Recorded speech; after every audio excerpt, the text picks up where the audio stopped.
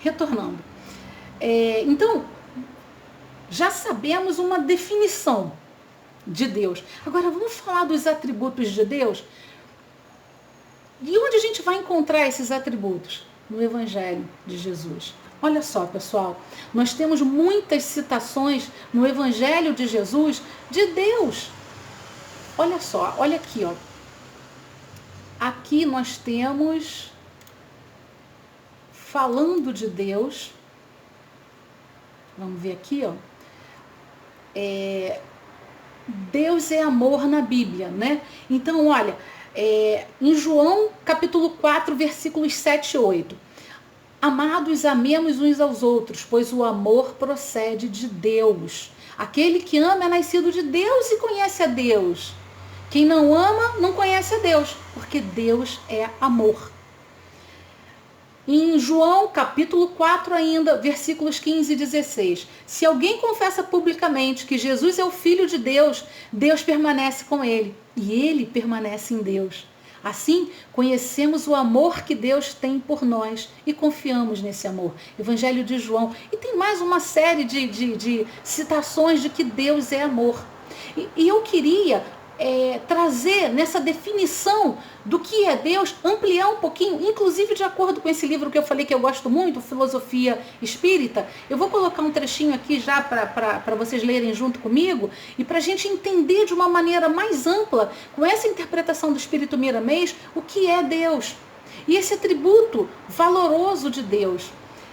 Meus irmãos, nesse momento de dificuldade que a gente está vivendo, falar dos atributos de Deus, Deus é amor, Deus é inteligência suprema, Deus é onipotente, né? Tem a potência, o poder todo, Deus é onisciente, tem todo o conhecimento, tem todo o saber que nós não temos, como disse Paulo de Tarso, a gente só vê em parte, a gente não consegue ver o todo ainda não, mas vamos conseguir, vamos chegar lá. Então, Deus vê o todo, Deus é amor, Deus é sabedoria, e basta a gente observar tudo que nos cerca, para a gente ver a presença de Deus nisso tudo. Nesse momento de dificuldade, você vai falando, André, eu estou olhando em volta de mim, está todo mundo com medo de Covid, está todo mundo de máscara, né?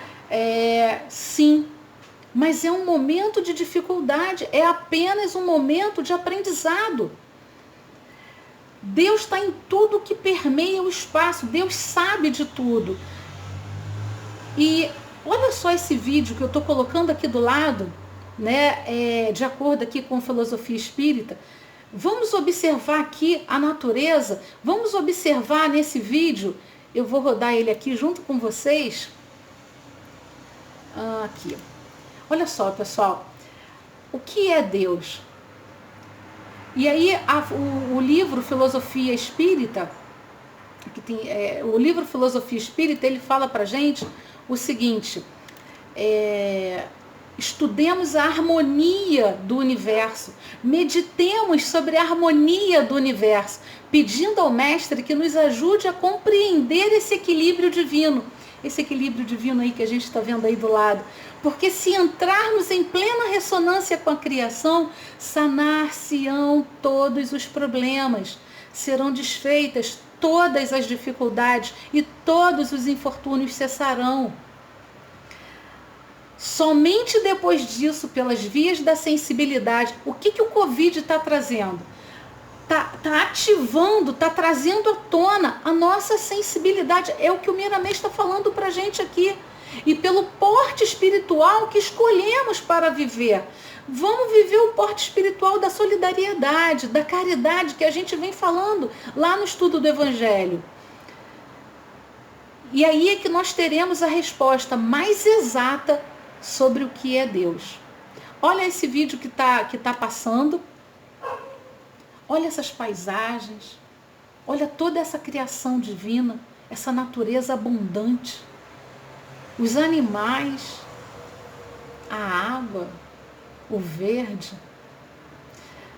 Eu fico toda arrepiada, os rios, eu estou vendo os raios ali. Pessoal, isso não dá uma ideia. Olha o sol brilhante, as montanhas, os céus, o arco-íris. Será que isso não dá para a gente pensar na medida do que é Deus e de que Ele está presente em tudo. Vamos refletir sobre isso. Vamos pensar nesse momento. Vamos elevar o nosso pensamento a esse Deus que criou tudo, a esse Deus que sabe muito mais do que a gente pode sequer saber. Vamos entregar a nossa fé, o nosso coração a Ele. E acreditar que Ele sabe o melhor para nós. Vamos ter fé. Então, pessoal, dando continuidade, né, a essa questão número 1, que é a pergunta o que é Deus, e daí a gente está, lembrando que a gente está usando o filosofia espírita para nos auxiliar, né, nessa interpretação, né, numa ampliação de interpretação do Livro dos Espíritos, dessa pergunta número 1, pelo espírito Miramês. É um espírito desencarnado e tem uma visão mais ampla do que nós aqui no plano material temos. Então, ele tem nos ajudado muito. Seguindo aqui, ainda com os comentários que ele faz, né, sobre a pergunta, ele diz assim, olha, o Criador estabeleceu leis na sua casa maior. Deus estabeleceu leis, as leis divinas, que cuidam da harmonia na mansão divina, sem jamais esquecer do grande e do pequeno, do meio e dos extremos, para que seja dado a cada um segundo as suas necessidades. Ou seja, Deus não faz distinção entre preto, branco, amarelo, roxo, azul, verde, não importa se é pobre, se é rico, se mora no sul do planeta, no norte, no nordeste do planeta, não é nem do país, é do planeta. Isso porque a gente está falando do planeta Terra, porque não há distinção em nenhum ser criado por Deus, no universo, no multiverso inteiro. Então, isso é que é para apaziguar o nosso coração. Não há um melhor que o outro. Perante Deus somos todos iguais. Agora, ele diz aqui, no meio dos extremos, para que seja dado a cada um segundo as suas necessidades. Ou seja, não é o que eu quero, porque o que eu quero muitas vezes pode me prejudicar muito, mas sim aquilo que eu tenho necessidade. Essa é a diferença, esse é o motivo pelo qual nós vimos na interpretação anterior, né, que a gente deve agradecer a Deus por tudo que Ele colocar no nosso caminho, porque nesse momento é isso que nós precisamos, é esse aprendizado, é essa luta para vencer essa dificuldade. A vida é uma escola e a gente precisa passar de ano, precisa aprender esses pontos, esses tópicos que são necessidade individual de cada um. A gente vai já verificar isso. Seguindo com a interpretação do Miramês, ele diz mais assim, ó, logo no parágrafo seguinte: é justo, entretanto, que nos lembremos do esforço individual e mesmo coletivo de sempre melhorar, como sendo a nossa parte para alcançarmos o melhor. Meus irmãos, essa frase, essa interpretação do que é Deus e para que possamos perceber a presença de Deus na nossa vida, isso aqui é uma dica imensa. Por quê? Precisamos nos lembrar do esforço individual. A evolução do espírito, a nossa evolução, o espírito encarnado, tem a ver com o esforço que nós fazemos. Não adianta a gente pedir, ora por mim, põe meu nome na vibração, se você não está fazendo a sua parte, se eu não estiver fazendo a minha parte. E aí, qual é a minha parte? A minha parte é me esforçar na reforma íntima. O Evangelho, ele vem mostrando para a gente um caminho, e assim como o Livro dos Espíritos também, como eu falei, é um complementando, aprofundando o outro. Então, qual é a nossa parte? Reforma íntima. Quais são as maiores chagas da humanidade segundo o Evangelho, segundo o Espiritismo?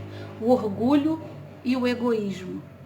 E nós vamos falar muito deles, tanto aqui no Livro dos Espíritos, como no Evangelho segundo o Espiritismo. A nossa parte, O esforço individual que ele fala ali é nós trabalharmos o orgulho, o egoísmo e muitas outras chagas da humanidade, sendo ele diz em um determinado ponto no Evangelho que o egoísmo é o pai das chagas da humanidade, alguma coisa assim. Então, é ali onde, esse é o ponto, são pontos cruciais que nós precisamos trabalhar. Do egoísmo vem a inveja, vem o olho grande, vem a fofoca, vem a maledicência, né? Vem tudo isso. Então, agora, não, então eu vou me fechar em mim mesma e vou evoluir. Eu não quero saber do resto. Não. Porque os espíritos evoluídos, os espíritos mais evoluídos que nós tivemos a oportunidade, o privilégio de ter aqui no planeta, ensinando, ajudando, exemplificando, exercitando, mostrando pra gente as leis divinas, esses espíritos, eles não trabalharam para a própria evolução. Eles trabalharam em prol da evolução do outro, ajudando o outro, sendo solidários. Exercitando a caridade, exemplificando a humildade, a caridade, o amor que Jesus pregou o tempo todo. Então, esse esforço individual, sim, cabe a cada um de nós. Ninguém vai fazer aquilo que eu tenho que fazer. Amo meu filho, amo minha filha, né? Mas não posso fazer a parte deles. Senão eles não vão aprender. Se eu tenho um sobrinho e eu ensinava, fazia dever de casa com ele. Nunca fiz o dever para ele. Ensinava, explicava e passava um monte de exercício. Fazia o exercício, o Iago, vai. E fazia, e aprendia, errava, consertava, faz de novo. Senão ele não ia aprender. Eu amo esse menino, mas se eu fizesse para ele os deveres dele, de matemática, de português, de história, quando que esse menino ia aprender? E assim, Deus conosco. Quando é que nós vamos aprender? Ali o texto, né? De acordo com segundo as suas necessidades, para que seja dado a cada um segundo as suas necessidades. Quando é que nós vamos aprender? Passar dessa fase, se nós não fizermos a parte que nos cabe. Então esse trecho é muito importante para que a gente comece a dar um rumo, um destino, um objetivo, uma orientação na nossa vida, para frente e para o alto. E aí vem mais, né? Aquele que acha que tem fé em Deus, mas que vive envolvido em lugares de dúvida, com companheiros que não correspondem às suas aspirações de esperança, ainda carece da verdadeira fé, iluminada pela temperatura do amor. É a confiança que requer reparo. Nesse momento de dificuldade, de pandemia, é a nossa confiança que requer reparo. É a nossa confiança em Deus, é a nossa fé que precisa ser restaurada, é a nossa fé que precisa ser renovada, reconstruída, regada, reanimada. Porque nós temos consciência, sim, da existência e da presença de Deus. Mas quando a gente se entrega ao desespero, ao nervosismo, à ansiedade, realmente fica mais difícil de encontrar dentro de nós esse potencial, essa potestade de Deus para que possamos evoluir, para que possamos aprender as nossas lições, exercitar as lições, os ensinamentos de Jesus. Vou encerrar esse bloco. Qualquer dúvida, pessoal, fiquem à vontade.